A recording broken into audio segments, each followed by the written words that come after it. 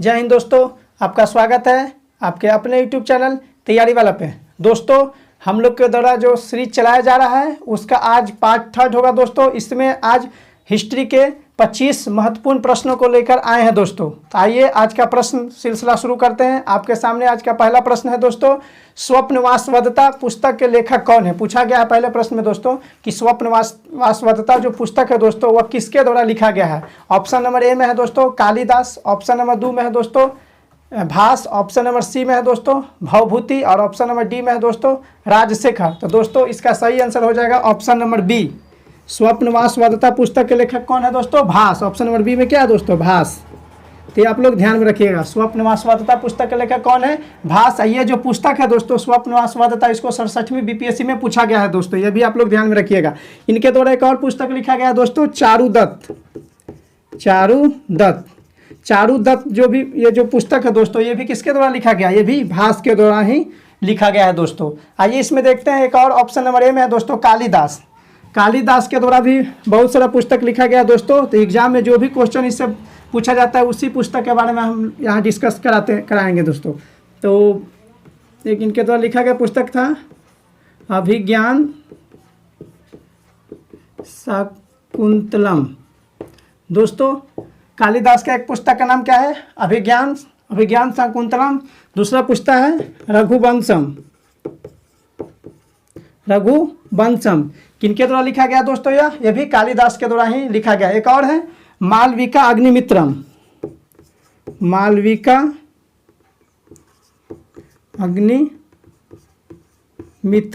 ये भी आप लोग ध्यान में रखिएगा, मालविका अग्निमित्रम। ये तीन जो पुस्तक है दोस्तों अभिज्ञान शाकुंतलम, रघुवंशम और मालविका अग्निमित्रम, ये किनके द्वारा लिखा गया दोस्तों, यह तीनों पुस्तक कालिदास के द्वारा ही लिखा गया है। तो ये भी आप लोग ध्यान में रखिएगा। अब ऑप्शन नंबर सी में है दोस्तों भवभूति ने भी पुस्तक लिखे हैं। उनके पुस्तक का नाम है दोस्तों उत्तर रामचरित। ध्यान में रखिएगा, भवभूति के द्वारा जो लिखा गया पुस्तक का नाम क्या है दोस्तों, उत्तर रामचरित। और एक और इसमें एक और है राजशेखर ने भी बहुत सारे पुस्तक को लिखे हैं। उनका एक पुस्तक का नाम है दोस्तों कपूर मंजरी हो गया दोस्तों। बाल रामायण,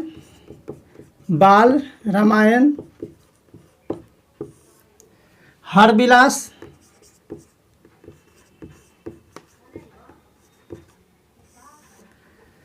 कपूर मंजरी हो गया दोस्तों, बाल रामायण हो गया दोस्तों, हरविलास हो गया दोस्तों। ये तीन पुस्तक ऐसा पुस्तक है जो किनके द्वारा लिखा गया दोस्तों, राजशेखर। ये तीनों पुस्तक को किसने लिखे हैं, राजशेखर के द्वारा लिखा गया है, राजशेखर।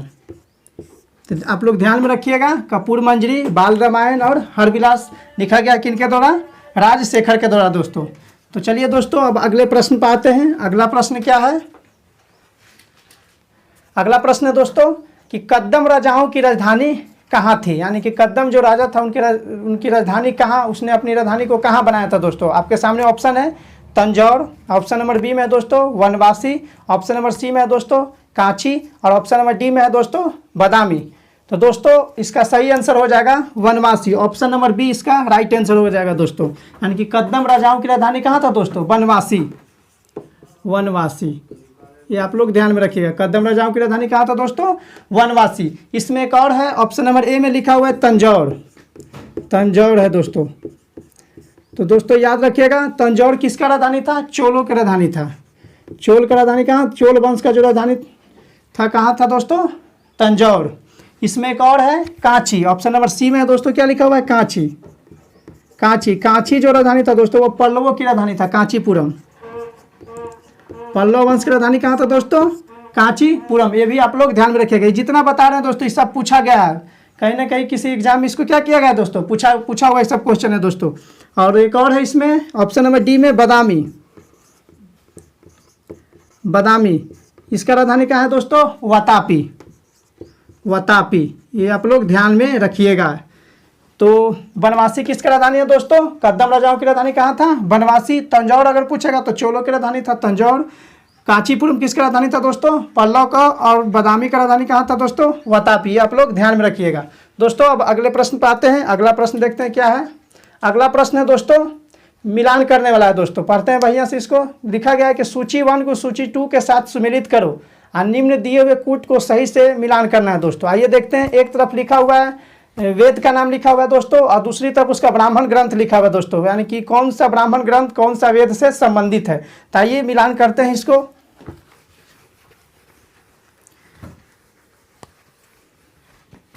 सबसे पहले लिखा हुआ है दोस्तों ऋग्वेद। ऋग्वेद दोस्तों, तो ऋग्वेद का जो ब्राह्मण ग्रंथ हुआ दोस्तों वो है ऐतरेय।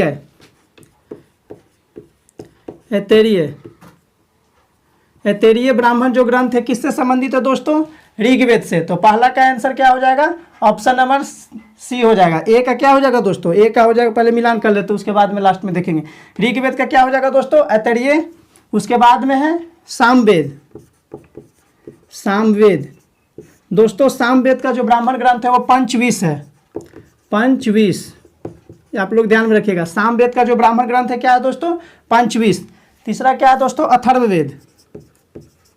अथर्ववेद, अथर्ववेद का क्या है दोस्तों? गोपद। याद रखिएगा क्या है? गोपथ। गोपथ। उसके बाद में एक लास्ट बच गया दोस्तों यजुर्वेद। यजुर्वेद। यजुर्वेद का क्या है दोस्तों? यजुर्वेद का बच गया शतपथ। शतपथ, यानी कि ऋग्वेद का जो ब्राह्मण ग्रंथ है दोस्तों ऐतरेय, सामवेद का जो है पंचविश ब्राह्मण है, अथर्ववेद का है दोस्तों गोपथ, और यजुर्वेद का हो जाएगा दोस्तों शतपथ। तो आइए मिलान करते हैं। ए का क्या हो जाएगा दोस्तों? ए का हो जाएगा 3। ए का हो जाएगा दोस्तों क्या हो जाएगा? 3। उसके बाद में बी का क्या हो जाएगा? बी में क्या है? सामवेद। तो सामवेद का क्या हो जाएगा दोस्तों? सामवेद का पंचविश है तो किस में है? 4। तो बी का हो जाएगा दोस्तों 4। सी का कितना हो जाएगा दोस्तों? सी में क्या है? अथर्ववेद। अथर्ववेद में गोपथ, तो वो हो जाएगा 1 हो जाएगा दोस्तों। और डी का क्या हो जाएगा? डी में है यजुर्वेद। यजुर्वेद का हो जाएगा दोस्तों 2। तो देखिए किस में है? ए का 3, बी का 4, सी का 1 और डी का 2। तो ए का 3 किस में है? ऑप्शन नंबर सी हो जाएगा दोस्तों। याद रखिएगा इसका ऑप्शन नंबर सी सही आंसर हो जाएगा दोस्तों। 3 का क्या हो जाएगा आंसर दोस्तों? सी हो जाएगा। चलिए दोस्तों अब अगले प्रश्न पे आते हैं। अगला प्रश्न क्या है? अगला प्रश्न है दोस्तों कि महमूद गजनी के साथ आने वाला प्रसिद्ध इतिहासकार कौन था? यानी कि महमूद गजनी के समय जो भी इतिहासकार आया था साथ में वह कौन था? ऑप्शन है आपके सामने दोस्तों, फरिश्ता था, अलबरूनी, ऑप्शन नंबर सी में अफीम, और ऑप्शन नंबर डी में दोस्तों इब्न बतूता। तो दोस्तों इसका सही आंसर हो जाएगा अलबरूनी। ऑप्शन नंबर बी हो जाएगा इसका सही आंसर दोस्तों।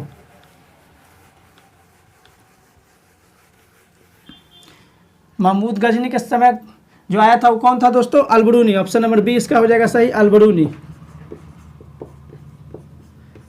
अलबरूनी। अलबरूनी किसके शासनकाल में आया था? तो महमूद गजनी के साथ आया था दोस्तों। इनके द्वारा एक पुस्तक लिखा गया था दोस्तों। इनका पुस्तक का नाम क्या है? पूछता है, एग्जाम में बहुत बार पूछा भी गया है, तहकीके हिंद। तहकीके हिंद, चाहे इसी का दूसरा नाम है किताबुल हिंद,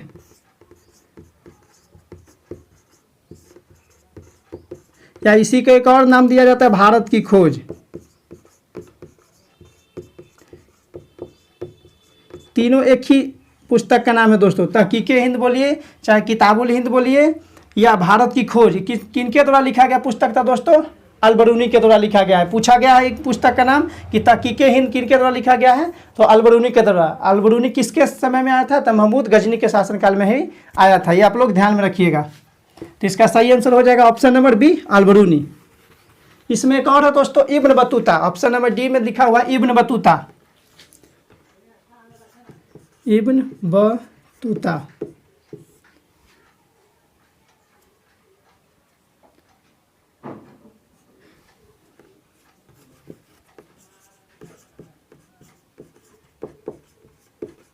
इब्न बतूता दोस्तों, इब्न बतूता जो था एक अरबी लेखक था दोस्तों। इसने भी एक यात्रा वृतांत लिखा था। इसका नाम क्या है दोस्तों? रेहाला। ये भी पूछा हुआ है, रेहाला। पूछेगा कि रेहाला जो यात्रा वृतांत है किनके द्वारा लिखा गया था? तो दोस्तों आप लोग आंसर बताइएगा, इब्न बतूता। चलिए दोस्तों अब अगले प्रश्न पाते हैं। प्रश्न संख्या 5 होगा दोस्तों। क्या है? पढ़ते हैं। दोस्तों पूछा गया है क्वेश्चन में कि किस मुस्लिम शासक के सिक्कों पर लक्ष्मी की आकृति बनी हुई थी, यानी कि कौन ऐसा मुस्लिम शासक था दोस्तों जो अपने सिक्कों पर लक्ष्मी की आकृति में मैंने ढाला जाता था, उसके सिक्का जो था लक्ष्मी की आकृति पर ढाला जाता था।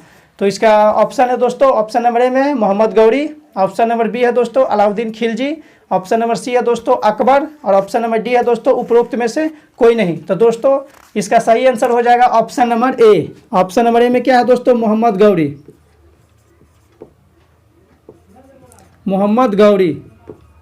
मोहम्मद गौरी के शासनकाल में ही सिक्कों पर लक्ष्मी की आकृति दिखाई देता था दोस्तों, ये आप लोग ध्यान में रखिएगा। इसका सही आंसर हो जाएगा ऑप्शन नंबर ए। दोस्तों अब अगले प्रश्न पर आते हैं। अगला प्रश्न है, भारत में पोलो खेल का प्रचलन किसने किया था। दोस्तों भारत में जो पोलो खेल की शुरुआत हुआ था किसने किया था। ऑप्शन है आपके सामने दोस्तों, ऑप्शन नंबर ए है यूनानियों ने, ऑप्शन नंबर बी है दोस्तों अंग्रेजों ने, ऑप्शन नंबर सी है दोस्तों तुर्कों ने, और ऑप्शन नंबर डी है दोस्तों मुगलों ने। तो दोस्तों इसका सही आंसर हो जाएगा ऑप्शन नंबर सी। भारत में पोलो खेल का प्रचलन किसने किया था, तुर्कों के द्वारा किया गया था दोस्तों, याद रखिएगा किनके द्वारा, तुर्कों के द्वारा। और यही पोलो खेल खेलते हुए कुतुबुद्दीन ऐबक क्या हो गए थे दोस्तों, गिर कर क्या उनकी मृत्यु हो गया था दोस्तों। पोलो खेल खेल रहे थे तो उन घोड़ा से क्या किए थे, गिर गए थे, तो उनका क्या हो गया था, वो उनका मृत्यु हो गया था दोस्तों, ये भी आप लोग ध्यान में रखिएगा। तो तुर्क के द्वारा ही पोलो खेल का प्रचलन किया गया भारत में। दोस्तों अब अगले प्रश्न पे आते हैं। अगला प्रश्न है दोस्तों, निम्नलिखित में से किसने कुतुब मीनार के निर्माण में योगदान नहीं दिया, यानी कि कुतुब मीनार का निर्माण जब किया जा रहा था दोस्तों उसमें ऑप्शन में दिए, इसमें से कौन है जो उसमें अपना पार्टिसिपेट नहीं किए थे। तो ऑप्शन नंबर ए है दोस्तों Qutubuddin Aibak, option number B में दोस्तों इल्तुतमिश, ऑप्शन नंबर सी में है दोस्तों अलाउद्दीन खिलजी, और ऑप्शन नंबर डी में है दोस्तों फिरोज शाह तुगलक। तो दोस्तों इसका सही आंसर हो जाएगा option number C. Alauddin Khilji जो थे वो कुतुब मीनार का जो निर्माण हो रहा था दोस्तों उसमें इनका कोई योगदान नहीं था। आइए देखते हैं इसमें कुछ पॉइंट मुख्य बिंदु देख लेते हैं, क्योंकि इससे क्वेश्चन पूछा जाता है एग्जाम में।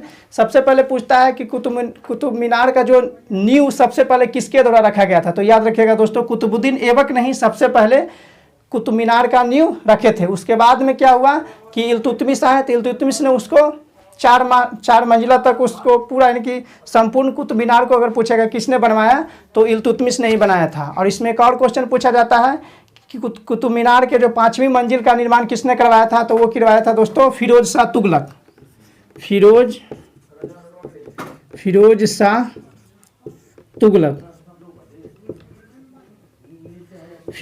तुगलक के द्वारा दोस्तों कुतुब मीनार जो था उसका 5वें मंजिल का निर्माण करवाया गया था। तो किसके द्वारा करवाया गया था दोस्तों, फिरोज शाह तुगलक के द्वारा। दोस्तों ये आप लोग ध्यान में रखिएगा, अगर क्वेश्चन पूछता है तब आप इसका सही आंसर बना के आइएगा। अब अगला प्रश्न पे आते हैं दोस्तों। अगला प्रश्न है, पूछा गया है कि सल्तनत काल के जो सिक्के थे दोस्तों जिसमें टंका, ससगनी एवं जीतल किन धातुओं के बने होते हैं। तो आपके सामने ऑप्शन है, ऑप्शन नंबर ए है दोस्तों चांदी, फिर तांबा, ऑप्शन नंबर बी है दोस्तों सोना, चांदी और तांबा, ऑप्शन नंबर सी है दोस्तों चांदी, जस्ता और तांबा, और ऑप्शन नंबर डी है दोस्तों सोना, जस्ता और तांबा। दोस्तों आप लोग ध्यान में रखिएगा कि इसका सही आंसर हो जाएगा दोस्तों option number A. Option number A में क्या लिखा हुआ है दोस्तों, चांदी, फिर है चांदी और फिर है तांबा। यानी कि टंका किससे बना होता था दोस्तों, चांदी से बना होता था। उसके बाद में ससगनी किससे बना होता था दोस्तों, चांदी का बना होता था। और उसके बाद में जीतल किससे बना होता था दोस्तों, तांबा का। अगर एग्जाम में अगर ये क्वेश्चन पूछता है तो आप लोग ध्यान में इसको रखिएगा दोस्तों। तो इसका सही आंसर हो जाएगा ऑप्शन नंबर ये। चलिए दोस्तों अब अगले प्रश्न पर आते हैं, जो प्रश्न संख्या 9 होगा दोस्तों। पूछा गया है कि तालीकोटा का युद्ध कब हुआ था दोस्तों, ये भी क्वेश्चन पूछा हुआ है, क्वेश्चन पूछा गया है क्वेश्चन को।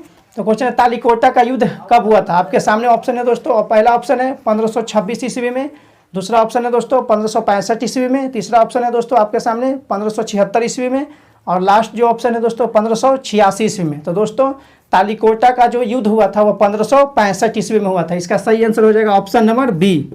कब हुआ था दोस्तों, 1565 ईस्वी में। 1565 ईस्वी में तालीकोटा का युद्ध हुआ था दोस्तों। अब अगले प्रश्न पर आते हैं। अगला प्रश्न है दोस्तों, महत्वपूर्ण प्रश्न है दोस्तों। अगला प्रश्न ये पूछा गया है, बिहार दरोगा का जो प्रीवियस में पीटी का जो एग्जाम हुआ तो दोस्तों उसमें एक क्वेश्चन पूछा गया था। क्वेश्चन क्या है दोस्तों, कि तोताए हिंद के नाम से प्रसिद्ध अमीर खुसरो, यानी कि अमीर खुसरो को तोताए हिंद के नाम से भी जाना जाता है दोस्तों। तो इनका जन्म कहाँ हुआ था, ये क्वेश्चन पूछा हुआ था। तो पहला आपके सामने ऑप्शन है पट्टी में, ऑप्शन नंबर बी में है दोस्तों पाटली में, ऑप्शन नंबर सी में है दोस्तों पटियाली में, और ऑप्शन नंबर डी है दोस्तों पटियाला में। दोस्तों तो इसका सही आंसर हो जाएगा ऑप्शन नंबर सी, पटियाली में। अमीर खुसरो का जन्म कहाँ हुआ था दोस्तों, पटियाली में, पटियाली में। आप लोग ध्यान में रखिएगा, अमीर खुसरो का जन्म कहाँ हुआ था दोस्तों, पटियाली में। इसका सही आंसर हो जाएगा ऑप्शन नंबर सी दोस्तों। अब अगले प्रश्न पे आते हैं। अगला प्रश्न है दोस्तों, जो प्रश्न संख्या 11 होगा दोस्तों, पूछा गया है कि विजयनगर के किस शासक ने चीन के सम्राट के पास अपना राजदूत भेजा था। यानी कि विजयनगर का कौन ऐसा शासक था जो दोस्तों इसने चीन के जिस सम्राट के पास अपना एक राजदूत भेजा था। तब आपके सामने ऑप्शन है दोस्तों, पहला ऑप्शन है हरिहर प्रथम, ऑप्शन नंबर बी है दोस्तों बुक्का प्रथम, ऑप्शन नंबर सी है दोस्तों कृष्णदेव राय, और ऑप्शन नंबर डी है दोस्तों सालुभ नरसिंह। तो दोस्तों इसका सही आंसर हो जाएगा option number B, option number B Bukka प्रथम।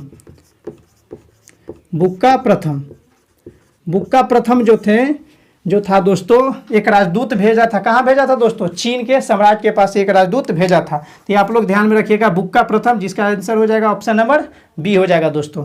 अब अगले प्रश्न पे आते हैं। अगला प्रश्न है दोस्तों, ये भी महत्वपूर्ण प्रश्न है दोस्तों, ये भी प्रश्न पूछा गया है। प्रश्न है दोस्तों कि अंग्रेजों के द्वारा सिंध विजय संपन्न हुआ था। यानी कि अंग्रेजों के द्वारा सिंध विजय किनके कार्यकाल में संपन्न हुआ था। आपके सामने ऑप्शन है दोस्तों लॉर्ड एलनब्रो के समय, ऑप्शन नंबर बी है दोस्तों लॉर्ड हार्डिंग के समय, ऑप्शन नंबर सी है दोस्तों लॉर्ड ऑकलैंड के समय, और ऑप्शन नंबर डी है दोस्तों लॉर्ड रीडिंग के समय। तो दोस्तों इसका सही आंसर हो जाएगा ऑप्शन नंबर ए, एलनब्रो के समय। ऑप्शन नंबर ए, सिंध पर विजय प्राप्त किया था लॉर्ड एलनब्रो। लॉर्ड एलनब्रो के समय ही में ही कब किया गया था, 1843 ईस्वी में। याद रखिएगा 1843 ईस्वी में लॉर्ड एलनब्रो के समय में ही सिंध पर क्या किया गया था दोस्तों, विजय प्राप्त किया गया था। इनके समय में दास प्रथा का अंत भी हुआ था, ये भी आप लोग ध्यान में रखिएगा। लॉर्ड दास प्रथा का अंत अगर पूछता है कि दास प्रथा का अंत किसके कार्यकाल में हुआ था, किस गवर्नर के कार्यकाल में हुआ था दोस्तों, तो आप लोग ध्यान रखिएगा, आंसर क्या लगाइएगा, लॉर्ड एलनब्रो लगाना है दोस्तों। ये भी कब हुआ था, 1843 ईस्वी में ही। एक्ट 5 था, एक्ट 5 के तहत, एक्ट 5 के तहत इसको समाप्त किया गया था भारत में दास प्रथा को। कब किया गया था दोस्तों, 1843। ये भी पूछा हुआ है, डेट पूछा हुआ है, डेट याद रखिएगा। 1843 में कार्यकाल किनका था दोस्तों, लॉर्ड एलनब्रो का कार्यकाल था दोस्तों। और इन्हीं के समय में रविवार का जो छुट्टी मिलता है दोस्तों, वो इन्हीं के समय में हुआ था, 1843। ये भी आप लोग ध्यान में रखिएगा, 1843 से ही रविवार को क्या हो गया था दोस्तों, छुट्टी मिलना शुरू हो गया था 1843 से। अब अगले प्रश्न पे आते हैं दोस्तों। अगला प्रश्न है, ये भी क्वेश्चन पूछा गया है एग्जाम में को। क्वेश्चन है दोस्तों, महारानी विक्टोरिया को भारत की सामग्री नियुक्त किया गया था। यानी कि महारानी विक्टोरिया को भारत का जो सामग्री से कब नियुक्त किया गया था। तो आपके सामने ऑप्शन है दोस्तों 1858 में, 1876 में, 1877 में, और ऑप्शन नंबर डी है 1885 में। तो दोस्तों इसका सही आंसर हो जाएगा option number A, option number A इसका सही आंसर हो जाएगा 1858 ईस्वी में। 1858 ईस्वी में महारानी विक्टोरिया को भारत के सामग्री से नियुक्त किया गया था दोस्तों। अब अगले प्रश्न पे आते हैं। अगला प्रश्न है दोस्तों, प्रश्न संख्या 14 होगा दोस्तों। पूछा गया है कि अंग्रेजों ने रैयतवारी बंदोबस्त कहाँ लागू किया था। यानी कि अंग्रेजों के द्वारा जो रैयतवारी बंदोबस्त था वह कहाँ लागू किया गया था दोस्तों। पहला आपके सामने ऑप्शन है दोस्तों बंगाल प्रेसिडेंसी में, ऑप्शन नंबर बी है दोस्तों मद्रास प्रेसिडेंसी में, ऑप्शन नंबर सी है दोस्तों मुंबई प्रेसिडेंसी में, और ऑप्शन नंबर डी है दोस्तों मद्रास और मुंबई दोनों प्रेसिडेंसी में। तो दोस्तों इसका सही आंसर हो जाएगा option number D, option number D Madras तथा बॉम्बे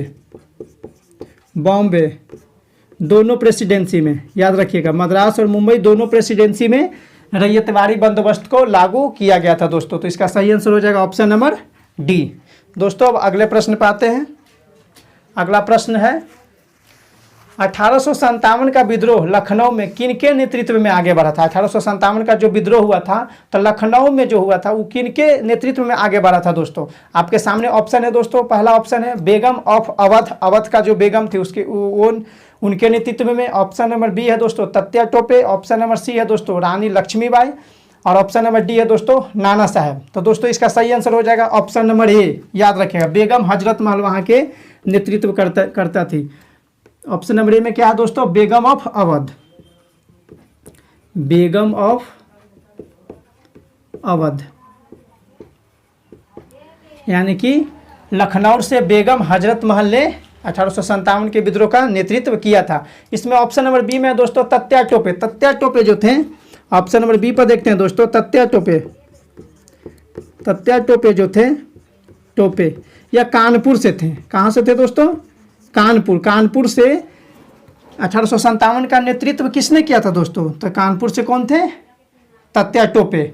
आगे है ऑप्शन नंबर सी में है दोस्तों रानी लक्ष्मीबाई। लक्ष्मीबाई कहाँ से थे दोस्तों? झांसी से। याद रखिएगा, रानी लक्ष्मीबाई कहाँ से नेतृत्व की थी?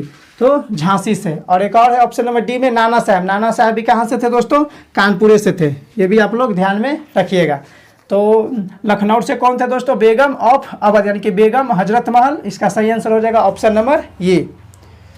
अब अगले प्रश्न पे आते हैं दोस्तों। अगला प्रश्न है, भारत में कर्जन के प्रशासन की तुलना औरंगजेब से किसने किया था? यानी कि भारत में जो लॉर्ड कर्जन का जो प्रशासन था उसकी तुलना औरंगजेब से किए थे। कौन ऐसे व्यक्ति थे? तो आपके सामने ऑप्शन है दोस्तों बीजी तिलक, यानी कि Bal Gangadhar Tilak, GK Gokhale. Option number B में लिखा हुआ है दोस्तों जीके गोखले, यानी कि गोपाल कृष्ण गोखले।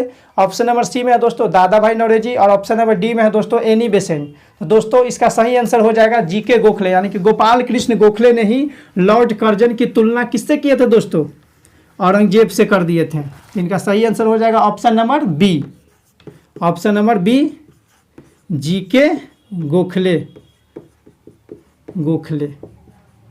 ये आप लोग ध्यान में रखिएगा, यानी कि गोपाल कृष्ण गोखले ने ही लॉर्ड कर्जन की तुलना किससे किए थे दोस्तों? औरंगजेब से।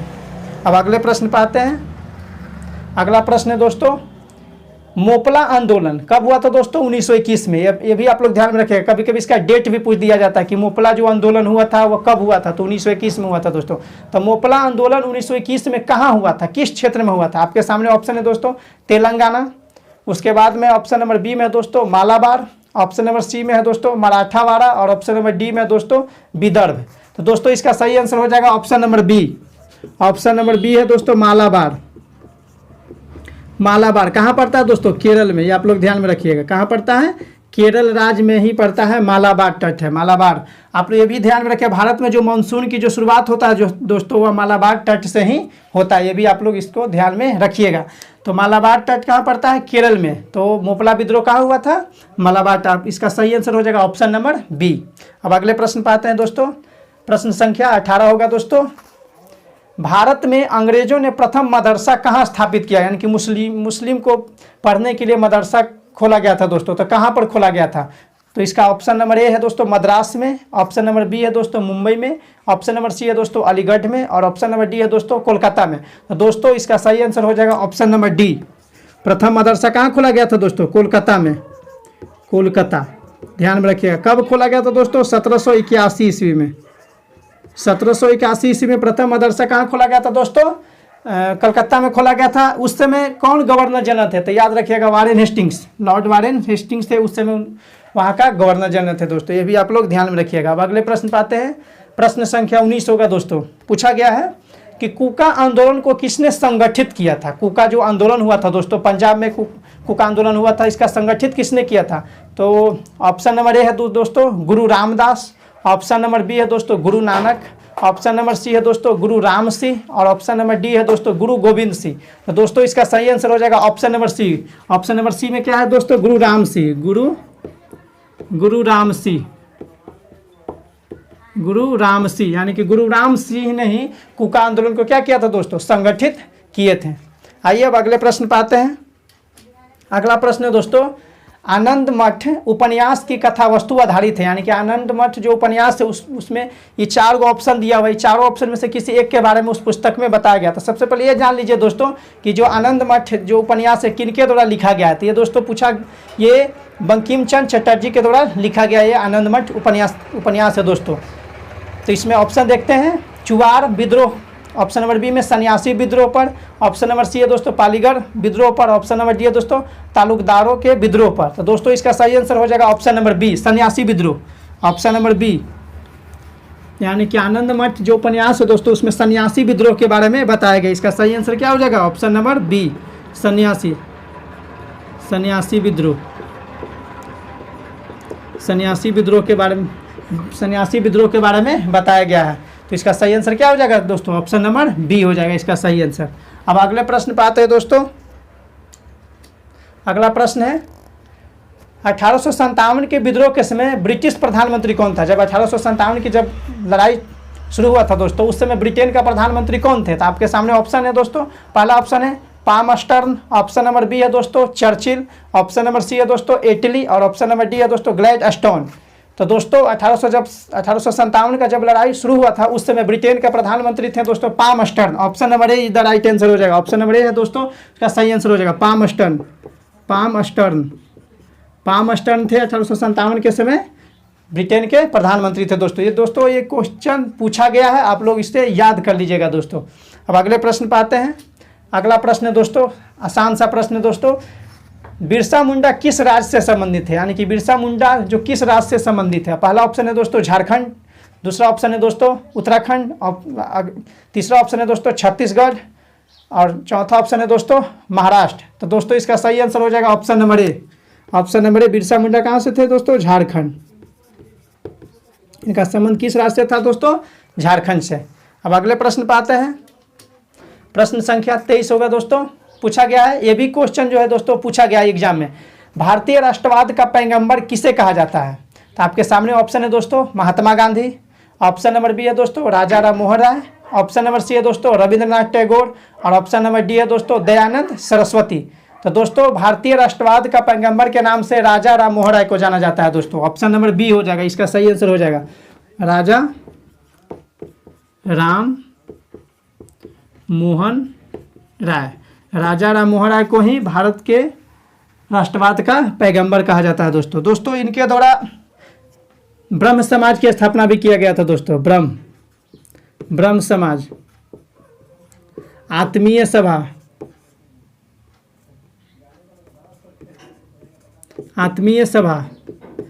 का शुरुआत किसके द्वारा किया गया था दोस्तों, राजा राम मोहन राय के द्वारा ही किया गया था। ये भी आप लोग ध्यान में रखिएगा दोस्तों। तो इसका सही आंसर हो जाएगा ऑप्शन नंबर बी।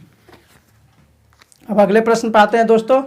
अगला प्रश्न है दोस्तों, ये भी जो क्वेश्चन है दोस्तों ये पूछा गया है क्वेश्चन, सैडलर आयोग संबंधित था। सैडलर आयोग किससे संबंधित था। आपके सामने ऑप्शन है दोस्तों, ऑप्शन नंबर ए में है न्यायपालिका से, ऑप्शन नंबर बी है दोस्तों राजस्व प्रशासन से, ऑप्शन नंबर सी है दोस्तों शिक्षा से और ऑप्शन नंबर डी है दोस्तों पुलिस प्रशासन से। तो दोस्तों इसका सही आंसर हो जाएगा ऑप्शन नंबर सी, शिक्षा से। सैडलर आयोग किससे संबंधित है दोस्तों, ऑप्शन नंबर सी इसका सही आंसर हो जाएगा, शिक्षा से संबंधित था दोस्तों, शिक्षा से।